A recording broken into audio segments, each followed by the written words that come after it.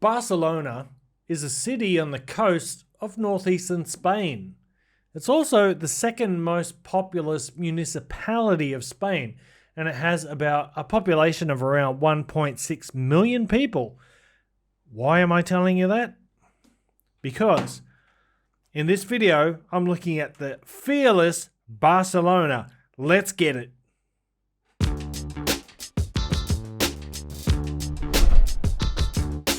What's cracking, audio fans? It's David here from Prime Audio Reviews. So here's the box for the fearless Barcelona. It's a pretty big box. I'm not sure why exactly it's so big, but I'll tell you what you get inside. Obviously, you get the IEMs.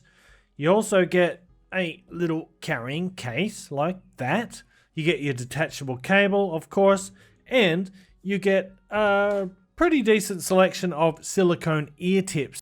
But without any further ado, here's the Barcelona, and I've got to say, boy oh boy, what a pretty little IEM.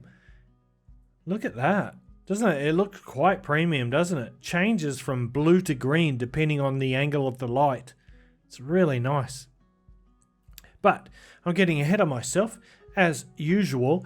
The price of the fearless Barcelona is about $118. So it's kind of in that entry-level realm. It's not a lot of money considering, like, this is the Moondrop Starfield, about $109. FIO FH3, $129. So it's sitting around that price point. This is a hybrid dual driver IEM. It's got one dynamic driver and one balanced armature driver. And both of those drivers are rather interesting. The dynamic driver in here is a 10mm proprietary fearless special research pole magnetic dynamic driver. Okay? Can you believe that? What does it mean? I don't really know, but I'll tell you something. It looks pretty cool. Check that out. I'll show you more in the B-roll because that is sweet, man. That is really unique. But on top of that 10mm proprietary dynamic driver, you've also got a customized Sonyan balanced armature driver as well, which takes care of the mids and the highs. Obviously, the dynamic driver takes care of the bass. So the fearless Barcelona is a 3D printed resin shell. It's got these beautiful clear shells, and you can clearly see the internals there. You can see the dynamic driver housing, or dynamic driver enclosure, and you can see that customized balanced armature driver there. It's a really gorgeous IEM. Considering the price, $118, you don't see a lot of things this pretty in this price range.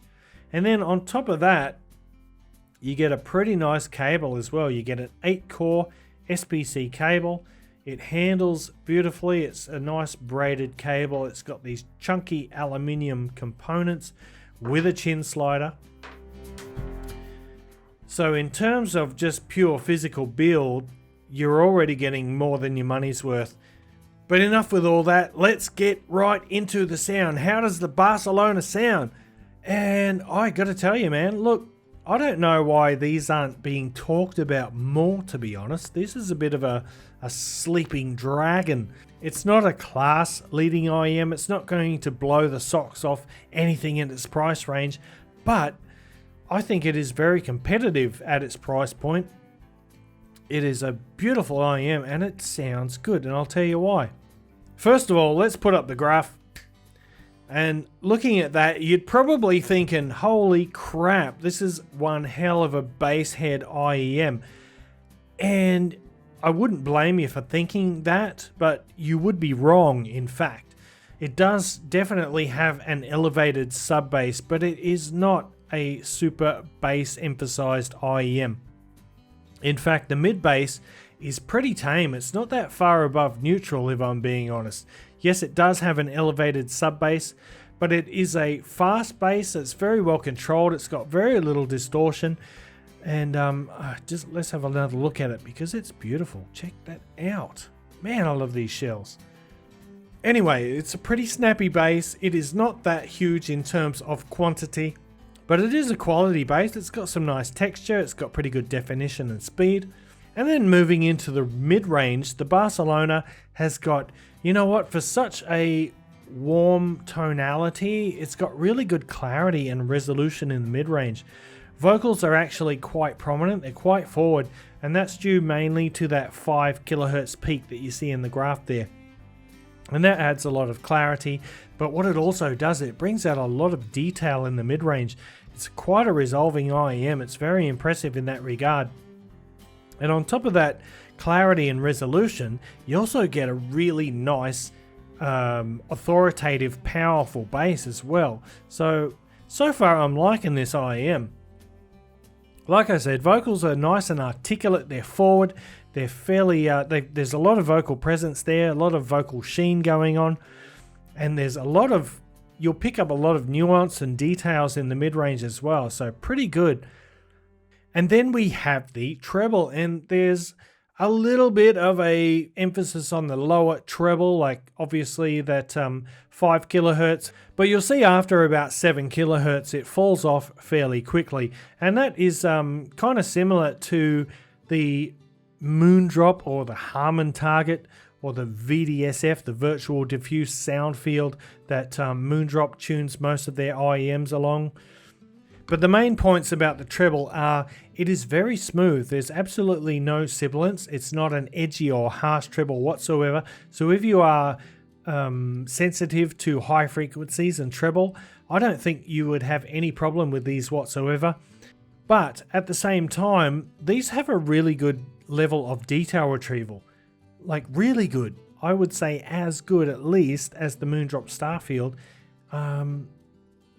Which I'll get to in just a sec, but first of all let me talk about the soundstage. The soundstage is a little bit narrow, but it does have good forward depth and a little bit of layering within the soundstage. It's not a real three-dimensional sort of pinpoint accurate type of soundstage, but it does seem very organized. Like the instrument separation is very good, and the resolution, as I said, is very good, so it's an uncluttered stage with a reasonably black background. Really, I'm quite impressed. I'm very impressed with this custom balanced armature driver. On top of that, I'm not sure about the dynamic driver. I think it is a good one, but I hope that not all of the Fearless models using that driver have got such an emphasis on the sub bass. I do have another couple of models here that are coming up for review soon. I haven't listened to either, but I'm hoping that they don't put so much emphasis on the sub bass, although I do like a bit of fucking weight in the low end. But anyway, so you do have a really nice detailed treble, but because of that upper treble roll off, there isn't a lot of airiness. There isn't much sparkle going on.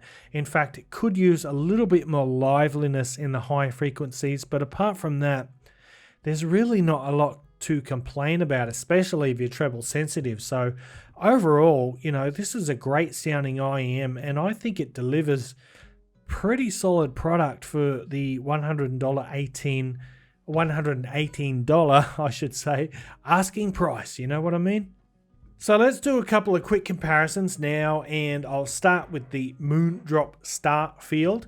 Now the Starfield is $109-ish, so it's slightly cheaper than the Barcelona.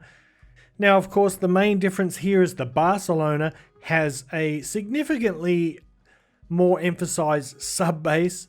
The Starfield rolls off a little bit in the sub bass, but that is not really such a bad thing, because it means that the mid bass can stand out a little bit more. So the mid bass on the Starfield is a little bit punchier and delivers a little bit more impact, whereas the mid bass on the Barcelona kind of falls under the shadow of that massive sub bass. And when we get to the mid range, the Starfield the lower mids are a little bit more forward. So they do have that kind of fullness in the lower mid-range. So male vocals and certain instruments tend to blend in a little bit with the upper bass on the Barcelona. whereas they're a bit better separated on the star field. However, for the core mid-range and the upper mid-range, I find the Barcelona to have slightly better overall resolution. Like, it's a very resolving IEM, and you will hear some nuances and details that you don't hear on the star field. And then moving into the treble, the Barcelona here has a little bit more emphasis on the lower treble. It's a little bit more forward, but that's to counterbalance the sort of added weight that it has on that massive sub bass. So it kind of evens itself out. But in terms of detail retrieval, I would say these are fairly much on par, with the Barcelona just having a slightly better overall resolution.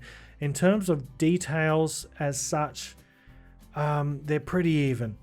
Now, because the Moondrop Starfield here has a little bit less bass emphasis, it means the treble can sort of come forward a bit more. So the treble on the Starfield is a little bit airier, but not necessarily more detailed. But it just has that, it comes up again in the upper treble, which the Barcelona doesn't. There isn't really a whole lot of difference between these in terms of frequency, but more bass here, a little bit more upper mid-range here, a little bit more airiness in the treble here, but either way, you know, choose your poison. And then we've got the FiiO FH3, one of my favorite IEMs in this price range. And the FiiO, kind of, the signature of the FiiO is basically, it's all more up front, it's more in your face, it's more, it's a bolder sound. Similar level of sub bass and mid bass as the Barcelona here, but the mids are more forward as well, and then it's got more treble presence too, so it's kind of up there. It's a bit more aggressive in its presentation, but I really like the way it sounds. Now, in terms of technicalities, that was one of the criticisms that people had about the FH3. I don't really care too much about that. I like something with a good pleasing tonality first of all, and then technicalities are a bonus after that. So I still love the tonal balance of the FH3 here. Not saying I don't like the Barcelona in that regard, but the Barcelona actually has a more resolving mid-range. It's a bit more detailed in the mid-range.